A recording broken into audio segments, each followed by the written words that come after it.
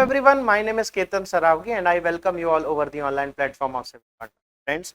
हमने इस सीरीज के तहत, इस 9th यूनिट की सीरीज के तहत हमने कई सारे टॉपिक्स कवर किए हैं और हम आज की डेट में बात कर रहे हैं that is cyber security. Last video में हमने जाना था कि आखिर साइबर सिक्योरिटी क्या होता है, क्या उसकी डेफिनेशन होती है, इसके बारे में प्रॉपर तरीके से हमने एनालिसिस किया था। साइबर सिक्योरिटी किन किन चीज़ों को ध्यान में रखती है। यदि मैं आपसे बात करता हूं कि different types of cyber security, तो इनके बारे में भी हमने पढ़ा। इस साइबर सिक्योरिटी के टॉपिक के तहत ही हमने different types of cyber security को जाना था। इससे संबंधित कई तरह के विशिष्ट क्वेश्चन जो हैं वो आपके एमसीक्यूज में बन सकते हैं, जैसे कि इनमें से कौन सा साइबर सिक्योरिटी का टाइप है, इनमें से कौन सा साइबर सिक्योरिटी का टाइप नहीं है, या फिर कौन सी साइबर सिक्योरिटी किस विशिष्ट कार्यों को सिद्ध करने के लिए उपयोग की जाती है, कहां कहां पर इनकी इंपॉर्टेंस है। मतलब बेसिक इंफ्रास्ट्रक्चर, यदि नेटवर्क फ्रेमवर्क को सिक्योर करना है तो वो कौन सी टाइप की सिक्योरिटी होगी, network security, application security, cloud security, and point security या इंटरनेट सिक्योरिटी। इस तरह के सवाल आपको आपके एमसीक्यू में ऑब्जेक्टिव टाइप क्वेश्चंस में देखने को मिल सकते हैं। सबसे अधिक वल्नरेबल जो सिक्योरिटी होती है वो कौन सी होती है, सबसे अधिक जिस पर साइबर अटैक परफॉर्म किए जाते हैं वो कौन सी होती है। यदि किसी एक व्यक्ति विशेष के बारे में बात की जाए तो इंडिविजुअल लेवल पर अप्लाई की जाने वाली साइबर सिक्योरिटी को किस नाम से जाना जाता है, तो वो एंड पॉइंट सिक्योरिटी होती है। इस तरीके से काफी अलग अलग तरह के क्वेश्चंस एमसीक्यू है वो यहाँ से बन सकते। आगे की हम बात करना शुरू करते हैं हमारे इसी टॉपिक के तहत, तो हम जानेंगे कि आखिर फादर ऑफ कंप्यूटर सिक्योरिटी किसे कहा जाता है। तो फादर ऑफ कंप्यूटर सिक्योरिटी कहा जाता है ऑगस्ट किरचॉफ। इन्होंने पहली बार एक फाउंडेशन रखी that was all related to encryption mechanism. यदि मैं आपसे एनक्रिप्शन डिक्रिप्शन की बात करता हूं, ये एक ऐसा मैकेनिज्म होता है जो कि कंसीडर किया जाता है क्रिप्टोग्राफी के अंदर। इसके अंदर क्रिप्टोग्राफी के अंदर कंसीडर किया जाता है। यदि मैं आपसे बात करता हूं एनक्रिप्शन डिक्रिप्शन मैकेनिज्म में, तो इसमें एक प्लेन टेक्स्ट होता है। असल में हम इसके बारे में पहले भी डिस्कशन कर चुके हैं। एक प्लेन टेक्स्ट जो होगा उसको एक विशिष्ट तरह के की के मदद से क्या किया जाएगा, सिफर टेक्स्ट में कन्वर्ट कर दिया जाता है, सिफर टेक्स्ट में कन्वर्ट कर दिया जाता है। और फिर इसी के तहत यदि मैं आपसे बात करूं, इसी की का इस्तेमाल करते हुए यदि उसको वापस डिकोड किया गया इनटू प्लेन टेक्स्ट, तो ऐसे समय पर ये कहलाता है डिक्रिप्शन। क्या कहलाता है, डिक्रिप्शन। और ये एनकोडिंग करना कहलाता है एनक्रिप्शन। What my point. तो यही है एनक्रिप्शन डिक्रिप्शन मैकेनिज्म और ये कंसीडर किया जाता है क्रिप्टोग्राफी के तहत। इन्होंने अपने इस आर्टिकल के तहत ये बताया था कि यदि किसी मैसेज को सिक्योरली ट्रांसफर करना है, यदि with the help of highly secure type यदि आपको ट्रांसफर करना है, तो ऐसे समय पर आप की का इस्तेमाल करते हुए एनक्रिप्शन कर सकते हैं, जो कि आपके केवल दो लोगों के बीच में ही शेयर होगी। इसका मतलब साफ है कि उनको उनके बीच में ही सिर्फ और सिर्फ इसके बारे में जानकारी होगी। मतलब सिर्फ उनको ही पता होगा कि कैसे इसको एनकोड करना है और कैसे इसको डिकोड करना है। तो यही मैकेनिज्म बताने के कारण उनको क्या कहा गया, फादर ऑफ कंप्यूटर सिक्योरिटी। पहली बार उन्होंने ही इस सिक्योरिटी मैकेनिज्म के बारे में बताया था और father of computer security August Kirchhoff को कहा जाता है। आगे हम बात करते हैं, कंफ्यूजन कई बार होता है विलियम गिब्सन किससे संबंधित। विलियम गिब्सन जो है वो एक अमेरिकन कैनेडियन फिक्शन राइटर हैं, जो कि काफी जिनका नाम काफी ज्यादा पायनियर तौर पर गिना जाता है। यदि उन्होंने ये एक टर्म कॉइन किया था that was cyber space. Cyber space शब्द को पहली बार देने वाले व्यक्ति कौन है, विलियम गिब्सन। और इन्होंने ये टर्म 1821 में दिया था। कब दिया था, 1821 में पहली बार शब्द कॉइन हुआ that was cyber security, sorry cyber space. आगे बात करते हैं। अब हम जानेंगे कुछ key points all related to information technology act. ध्यान से देखें, यही एक सवाल बन जाता है आईटी एक्ट 2000 का आईटी जो एब्रीविएशन है उसका फुल फॉर्म क्या है, तो ये है इंफॉर्मेशन टेक्नोलॉजी एक्ट 2000। ठीक है, इंफॉर्मेशन टेक्नोलॉजी एक्ट 2000 जो है वो कब एनेक्ट हुआ, ये बहुत ज्यादा इंपॉर्टेंट है कि वो कब एनेक्ट हुआ। तो 9 जून 2000 को ये एनेक्ट किया गया था गवर्नमेंट ऑफ इंडिया के द्वारा।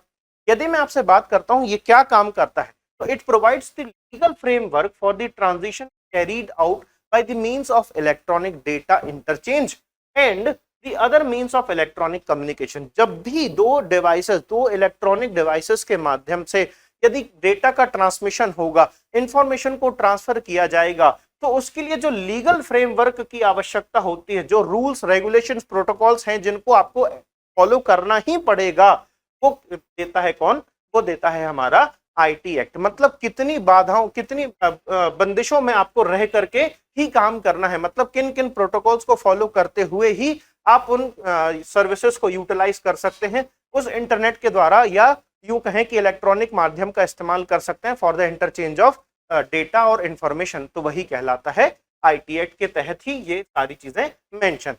इसके साथ ही साथ it deals with new forms of cyber crimes, different different नए तरह के, विशिष्ट तरह के साइबर क्राइम्स के बारे में भी ये आपको डेफिनेशन देता है, उनके बारे में भी डिफाइन करता है। मतलब आईपीसी की धाराओं में भी जो साइबर क्राइम्स यदि बच गए थे तो उसको यहाँ पर उस लूप होल्स को कंप्लीट किया गया, कवर अप किया गया, like publishing sexual explicit materials in electronic form, video humours, cyber terrorism, breach of confidentiality and leakage of data by intermediary and in e-commerce frauds। ठीक है, ये इन सभी के बारे में डिस्कशन करता है, डिफाइन करता है कि आखिर ये क्या है, और इन सभी को साइबर क्राइम के तौर पर कंसीडर भी यही करता है। मतलब ये भी आइडेंटिफाई करवाता है कि इस तरह का कोई भी कृत्य, इस तरह का कोई भी एक्ट यदि आपने परफॉर्म किया तो ये एक्ट कंसीडर किया जाएगा as a cyber crime under the IT act 2000।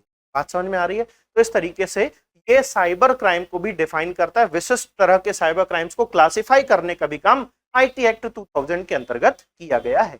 इसके साथ ही साथ it provides for the controller of certifying authority, TCA के बारे में ये उल्लेख करता है, ये बताता है कि कंट्रोलर फॉर सर्टिफाइंग अथॉरिटी होगा जो ऑथराइज करेगा किसी भी सर्टिफाइंग अथॉरिटी को। ये सीसीए ऑथराइज करेगा एक सर्टिफाइंग अथॉरिटी को कि अब तुम किसी को भी डिजिटल सिग्नेचर्स दे सकते हो, इशू कर सकते हो। तो कुल मिलाकर के सीसीए डिफाइन कहां पर है, तो वो आईटी एक्ट 2000 में डिफाइन है। यदि सीए की बात करता हूं तो सीए भी कहां पर डिफाइंड है, आपके आईटी एक्ट 2000 में डिफाइंड है। और यदि मैं आपसे बोलता हूं डिजिटल सिग्नेचर यूजर्स, तो डिजिटल सिग्नेचर के यूजर्स हैं वो भी कहां डिफाइंड है, तो वो भी आपके आईटी एक्ट 2000 के अंतर्गत ही डिफाइन किए गए हैं। इसके साथ ही साथ इस आईटी एक्ट 2000 के तहत ही देश का पहला first only cyber appellate tribunal की बात की गई थी।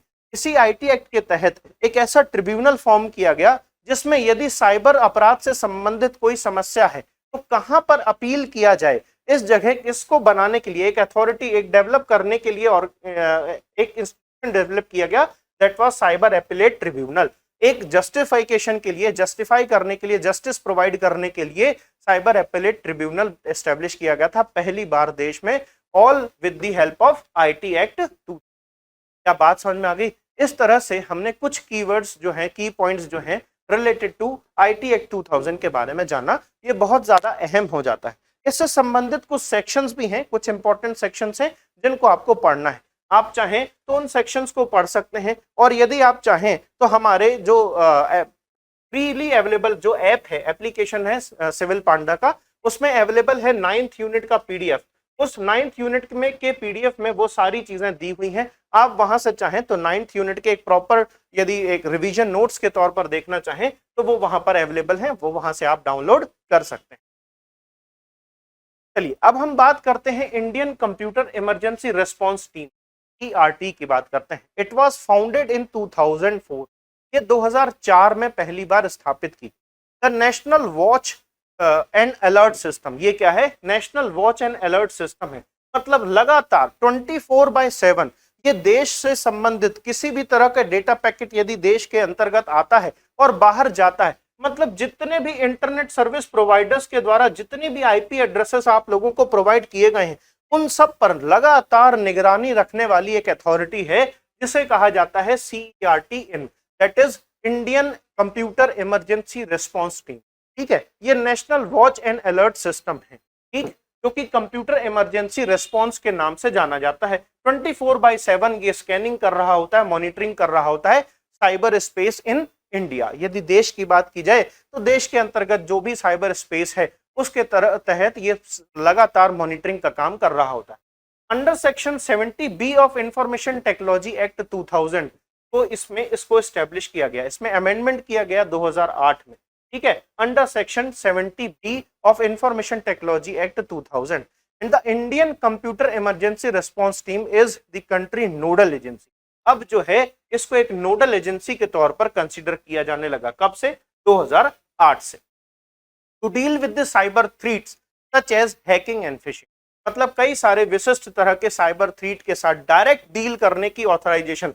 मतलब पहले तो सिर्फ मॉनिटरिंग का था और अलर्ट सिस्टम था कि आपको देखते रहना है और उसके बारे में यदि कुछ आपको ऐसा लगता है, संदिग्ध लगता है, तो ऐसे समय पर आपको इंफॉर्मेशन प्रोवाइड करनी है। बट यही सीईआरटी को बाद में क्या कर दिया गया, एक नोडल एजेंसी बना दिया गया और इसी के तहत इनको एक पावर दे दी गई कि विशिष्ट तरह के जो साइबर थ्रेट्स होते हैं जैसे कि हैकिंग या फिशिंग, तो उसके अगेंस्ट भी आप डीलिंग कर सकते हैं। It serves as the focal point for responding cyber security threats such as hacking and phishing. यदि किसी तरह का उनको इस टीम को यदि समझ में आता है कि एक विशिष्ट तरह का कोई हैकिंग या फिशिंग अटैक जो है वो इंडिया में परफॉर्म हो रहा है, तो उससे डील करने के लिए इसके पास डायरेक्ट अथॉरिटी होती है। It increases the Indian internet domain security defence, मतलब भारत की सीमा के अंतर्गत आने वाले जितने भी इंटरनेट सर्विस प्रोवाइडर है, इन सब के ऊपर निगरानी रखने का भी काम इसका ही होता है। और ये क्या करता है, जो इंडिया में सिक्योरिटी फ्रेमवर्क है, साइबर से संबंधित जो सिक्योरिटी फ्रेमवर्क बनाया गया, इस साइबर सिक्योरिटी फ्रेमवर्क में एक काफी ज्यादा इंपॉर्टेंट भूमिका निभा रहा है सीईआरटी। आगे की तरफ बढ़ते हैं। अब हम देखते हैं इसके मुख्य काम क्या क्या है। CERT in cyber security work get information from the cyber events analysis and the dissemination and disseminate the cyber security incident forecasting and alerting. ये किसी भी तरह का यदि कोई साइबर अटैक लग रहा होता है, संदिग्ध भी होता है, तो भी उसके बारे में सस्पेक्ट वाले जो आपके साइबर अटैक्स होते हैं, तो सस्पेक्टेड साइबर अटैक्स को भी ये इन्फॉर्म करता है, उनके बारे में भी फोरकास्टिंग या अलर्ट जारी कर देता है। इमरजेंसी रेस्पॉन्स टीम ये एक बेसिक फ्रेमवर्क तैयार करके देता है तुरंत ही। यदि मान के चलने किसी विशिष्ट तरह का कोई साइबर अटैक परफॉर्म होने के चांसेस होते हैं, कभी ऐसा सस्पेक्ट सिस्टम बनता है, सिनेरियो बनता है, तो ऐसे समय पर ये इमरजेंसी रेस्पॉन्स के लिए हमेशा तैनात होता है, हमेशा रेडी होता है। Coordination of the operation related to the cyber incident, जो भी साइबर इंसिडेंट्स हो रहे हैं, यदि देश में जितनी भी विशिष्ट तरह की साइबर गतिविधियां हो रही हैं, चाहे वो मिलिट्री से संबंधित ही क्यों ना हो, कहीं ना कहीं ये उसको कोऑर्डिनेट करने में हेल्पफुल होता है, उसकी मदद करने के लिए, उसको असिस्ट करने के लिए ये एप्लीकेशन ये अप्लाई किया जाता है, इसको यूटिलाइज किया जाता है। ये सिर्फ और सिर्फ यदि इंफ्रास्ट्रक्चर की भी आवश्यकता होती है तो वो भी प्रोवाइड कर सकता है। Published guidance, advisories, vulnerability notes and white paper on information security policies, processes, incident prevention, response and reporting। कुल मिलाकर के जब भी किसी भी तरह का यदि साइबर से संबंधित किसी विशिष्ट तरह का कोई भी काम होगा, है ना, चाहे वो पॉलिसी मेकिंग हो या फिर आपकी प्रोसेसिंग हो या इम्प्लीमेंटेशन हो, किसी स्कीम का कोई रिस्पॉन्स हो या रिपोर्टिंग ही क्यों ना हो, तो वो उसके लिए कोई गाइडेंस दे सकता है और इसके साथ साथ अलग पब्लिकेशंस भी परफॉर्म करता है। Other cyber security related responsibilities में भी रिक्वायर्ड, और जितनी भी आवश्यकता देश को पड़ेगी साइबर सिक्योरिटी से संबंधित रिस्पॉन्सिबिलिटीज, उन सभी के लिए सीईआरटी को तैयार किया गया है। अब हम बात करते हैं नेशनल साइबर सिक्योरिटी पॉलिसी 2013।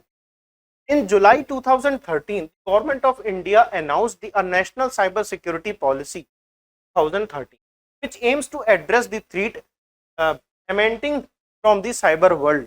तो भी नए नए विशिष्ट तरह के साइबर अटैक्स देखे जा रहे थे, साइबर थ्रेट्स देखे जा रहे थे विशिष्ट तरह के, क्योंकि देखें इसमें लगातार अपडेशन चल रहा होता है। अपडेशन नेगेटिव भी हो सकता है ना। नेगेटिव कैसे कि मान के चलें जो ऑफेंडर्स हैं, जो भी क्रिमिनल्स हैं, वो कुछ विशिष्ट तरह की टेक्निक लेकर के आ जाए जिसके बारे में हमारे एक्ट्स में, हमारे आईपीसी वगैरह में लिखा ही नहीं है, मेंशन ही नहीं है।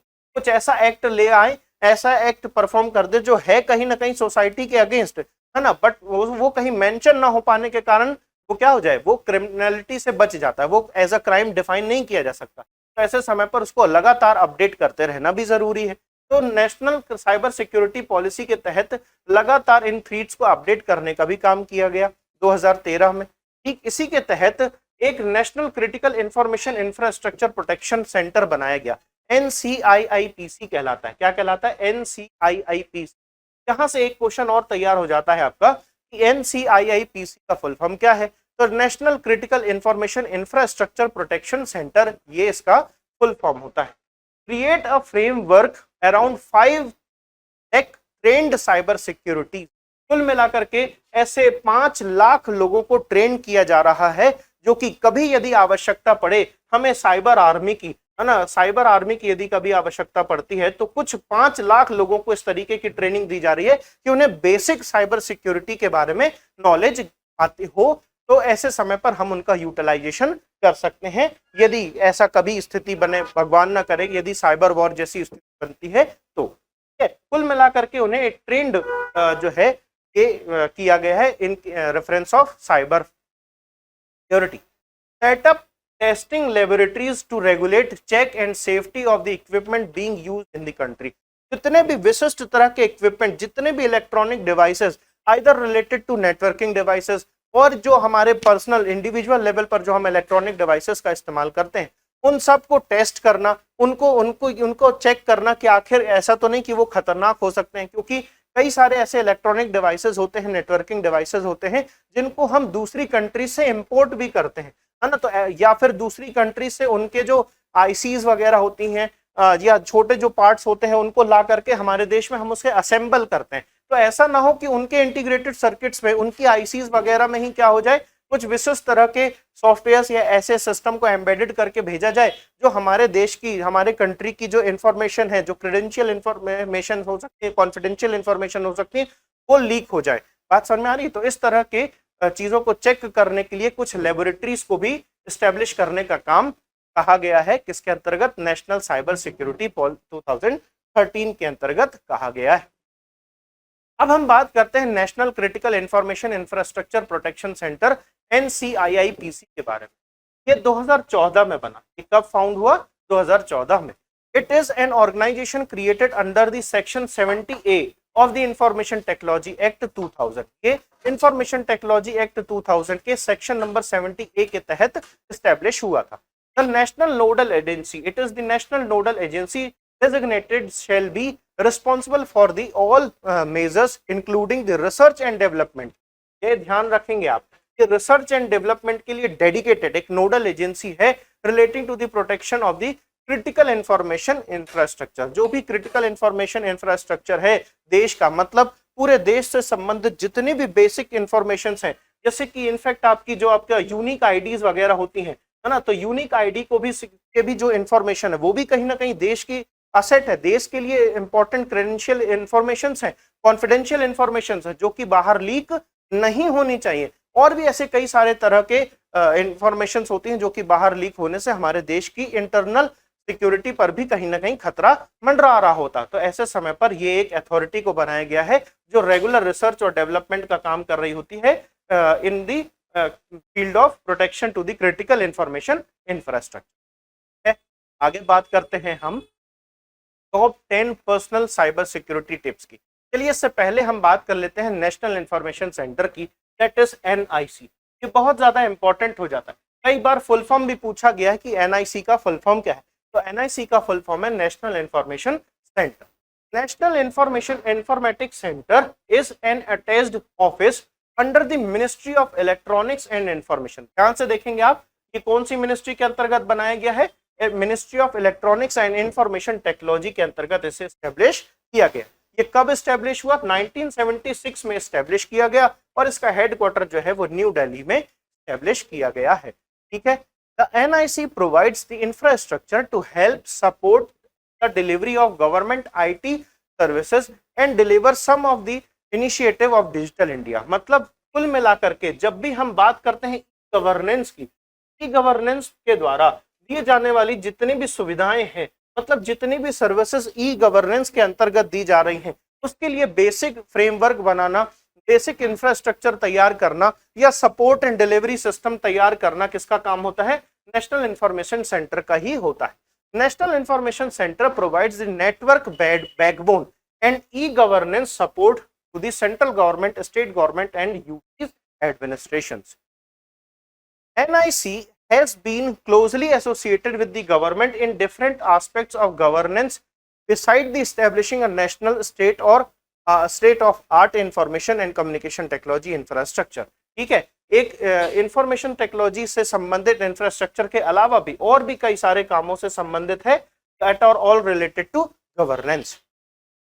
It has also built a large number of digital solution support to support the government at various level, making the last mile delivery of the government services. कुल मिलाकर के एंड यूजर तक, एक रूरल एरिया तक, अंतिम व्यक्ति तक जो भी गवर्नमेंट स्कीम्स होती हैं, जितनी भी सेवाएं हैं जो कि सरकार द्वारा मुहैया करवाई जा रही हैं, उसको अंतिम व्यक्ति तक पहुंचा पाने के लिए सक्षम बनाने का काम, जो इंफ्रास्ट्रक्चर डेवलप करने का काम है, जो बेसिक फ्रेमवर्क डेवलप करने का काम है, वो किसके द्वारा हो रहा है? नेशनल इंफॉर्मेशन सेंटर के द्वारा ही हो रहा है। इसके साथ ही साथ NIC provides email services to the supreme court. कुल मिलाकर के ईमेल सर्विसेज को भी प्रोवाइड किया जाता है सुप्रीम कोर्ट के लिए। तो मतलब कुल मिलाकर के काफी सारे काम, मतलब गवर्नेंस से भी संबंधित सर्विसेज प्रोवाइड कर रही है, उसके साथ साथ एक बेसिक फ्रेमवर्क भी प्रोवाइड कर रही है, एंड यूजर तक, मतलब जो आपके सिटीजन्स है उस तक भी डायरेक्ट गवर्नमेंट को पहुंचा पाने का काम किसका होता है? नेशनल इंफॉर्मेटिक्स सेंटर का ही होता है। ठीक है, तो इसका मतलब ये है कि ये एक बहुत विशिष्ट तरह का एक ऐसा डिपार्टमेंट है जो कि ministry of electronics and information technology के अंतर्गत चल रहा है और ई गवर्नेंस के लिए, या यूं कहें कि डिजिटल इंडिया या ई क्रांति के लिए बहुत अधिक उपयोगी हो जाता है। ठीक है, तो इसलिए इसकी इंपॉर्टेंस बढ़ जाती है आपके एग्जामिनेशन। चलिए अब हम बात करते हैं हमारे top 10 personal cyber security tips के बारे में। मेरा वादा था आपसे लास्ट वीडियो में कि हम इनके बारे में बात करेंगे कि कैसे आप इंडिविजुअल लेवल पर एंड पॉइंट सिक्योरिटी को आप बना सकते हैं। तो मैं कुछ विशिष्ट 10 टाइप्स की जो personal security cyber security tips है वो लेकर के आया हूँ। क्या क्या है देखिए ध्यान से। सबसे पहला, keep your software up to date. हमेशा अपने सॉफ्टवेयर, जो भी एप्लीकेशंस का आप इस्तेमाल कर रहे हैं, उनको लगातार अपडेट करते रहें। मोस्ट ऑफ द टाइम आपको लाइसेंस्ड वर्जन ही यूज करना चाहिए। लाइसेंस्ड वर्जन सॉफ्टवेयर का इस्तेमाल यदि आप करेंगे तो ऐसे समय पर लगातार आपको अपडेट के जरिए आपका एप्लीकेशन सिक्योरिटी मैनेज होती रहे। ये बहुत इंपॉर्टेंट होता है। कभी भी आपको लाइसेंस वर्जन जो ना हो सॉफ्टवेयर, ऐसे सॉफ्टवेयर का इस्तेमाल नहीं करना चाहिए। ठीक है, मतलब ओपन सोर्स सॉफ्टवेयर का भी इस्तेमाल आपको रेयर तौर पर करना चाहिए, बहुत रेयर केसेस में आपको करना चाहिए, परंतु मोस्ट ऑफ द टाइम मैं आपको यही बोलूंगा कि आपको लाइसेंस वर्जन का ही इस्तेमाल करना चाहिए। Use antivirus protection and firewall. लगातार हमेशा आपके कंप्यूटर सिस्टम में एंटीवायरस या फायरवॉल एक्टिवेट होना चाहिए, हमेशा चालू रहना चाहिए। यदि किसी विशेष तरह का मैलिशियस सॉफ्टवेयर इन्वेड करने की कोशिश करे तो वो उसको रोक सके। इस चीज के लिए इसकी आवश्यकता अधिक होती है। Use strong password and use strong password management tool. यदि मैं आपसे बात करता हूँ स्ट्रॉन्ग पासवर्ड, तो क्या है इसकी कैरेक्टरिस्टिक्स, ध्यान से देखें। एटलीस्ट 8 कैरेक्टर का ऐसे होना चाहिए। एटलीस्ट कितने कैरेक्टर का? 8 कैरेक्टर का होना चाहिए। उसमें से यदि मैं बात करूं तो एक कैपिटल लेटर होना चाहिए। एक क्या होना चाहिए? Capital letter. यदि मैं बात करूं तीसरे पॉइंट की, तो तीसरा पॉइंट कहता कि एटलीस्ट एक स्मॉल लेटर होना चाहिए। चौथा पॉइंट कहता कि एटलीस्ट एक नंबर होना चाहिए। पांचवा पॉइंट कहता कि एटलीस्ट एक सिंबल होना चाहिए। बात समझ में आ रही है? इस तरीके से ये 5 पॉइंट को ध्यान में रखना है और एक पासवर्ड का निर्माण करना है। क्या क्या? फिर से बता रहा हूँ। कम से कम कैरेक्टर की संख्या होनी चाहिए 8। कम से कम 8 कैरेक्टर का एक पासवर्ड होना चाहिए।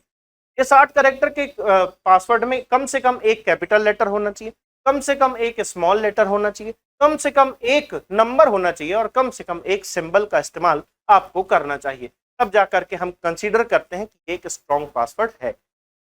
टू फैक्टर और 2 वे वेरिफिकेशन और मल्टी फैक्टर ऑथेंटिकेशन। ठीक है, कम से कम, जैसे कि हम इस्तेमाल करते हैं ना, कौन सा? That is OTP. क्या है ये? ओटीपी। ओटीपी भी एक टाइप का 2 वे वेरिफिकेशन ही है। इसके साथ ही साथ आपके पासवर्ड एंट्री के साथ ही साथ, जैसे ईमेल पर आपका वेरिफिकेशन आए, इस तरह का आपको 2 वे वेरिफिकेशन, 2 फैक्टर ऑथेंटिकेशन हमेशा मेंटेन करके रखना चाहिए। Learn about fishing scams, very suspicious mails and phone calls and flyers. जब भी आपको नोटिफिकेशन कुछ इस तरह के दिखाई दें, कुछ पॉपअप्स दिखाई दें जो आपसे डिमांड करते हो आपके इंडिविजुअल कैरेक्टरिस्टिक्स या यूं कहें कि इंडिविजुअल इंफॉर्मेशन की, कॉन्फिडेंशियल इंफॉर्मेशन की, like user ID and password, तो बिल्कुल समझ जाना कि हो सकता है कि वो फिशिंग स्कैम हो सकता है। तो इसके बारे में जानकारी हमेशा रखनी चाहिए। Protect your sensitive personal information, identification information. तो कुल मिलाकर के यदि मैं आपसे बात करता हूँ PII की, तो PII आपको कभी भी किसी के साथ रिवील नहीं करना है। कभी भी आपके पर्सनल आइडेंटिफिकेबल इंफॉर्मेशन को शेयर नहीं करना है। ठीक है, इसके बाद 7th पॉइंट कह रहा है use your mobile device securely. सुरक्षित तौर पर आपको अपना मोबाइल का इस्तेमाल करते रहना चाहिए, करना चाहिए। यदि मैं आपसे बात करता हूं मोबाइल डिवाइस, उसमें भी 2 वे वेरिफिकेशन लगाएं, पासवर्ड प्रोटेक्टेड रखें, क्योंकि आपके मोबाइल डिवाइस में आपकी ढेर सारी कॉन्फिडेंशियल इंफॉर्मेशन होती है जिसका इस्तेमाल ऑफेंडर द्वारा गलत गतिविधियों के लिए, मैलिशियस ऑफेंसिव एक्टिविटीज के लिए किया जा सकता है। Backup your data regularly. लगातार निरंतर आपको क्या करना चाहिए, अपने डेटा का एक बैकअप रखना चाहिए, चाहे वो आपके क्लाउड पर ही क्यों ना हो। तो ये बहुत ज्यादा इंपॉर्टेंट हो जाता है कि यदि कभी इस तरह का कभी डिवाइस डैमेज हो जाए, डेटा क्रैश हो जाए, डिवाइस जो हार्ड डिस्क वगैरह है वो क्रैश हो जाए, तो ऐसे समय पर बैकअप के तौर पर आपके पास वो डेटा कहीं ना कहीं सुरक्षित हो। 9th पॉइंट कह रहा है डोंट यूज पब्लिक वाईफाई। मतलब कोशिश करना चाहिए कि आप बच सकें पब्लिक वाईफाई का इस्तेमाल करने के लिए, क्योंकि पब्लिक वाईफाई का इस्तेमाल करके ऑफेंडर सेम उसी नेटवर्क में होते हुए man in the middle attack जैसे खतरनाक अटैक परफॉर्म कर सकता है और आपका डेटा चोरी हो सकता है, डेटा थेफ्ट हो सकता है। Review your online accounts and credit report regularly for changes.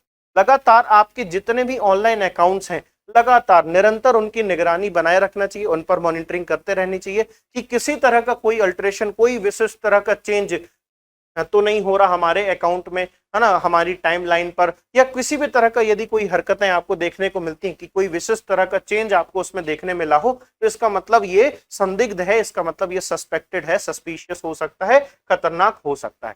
तो फ्रेंड्स, ये थी हमारी आज की class all related to cyber security.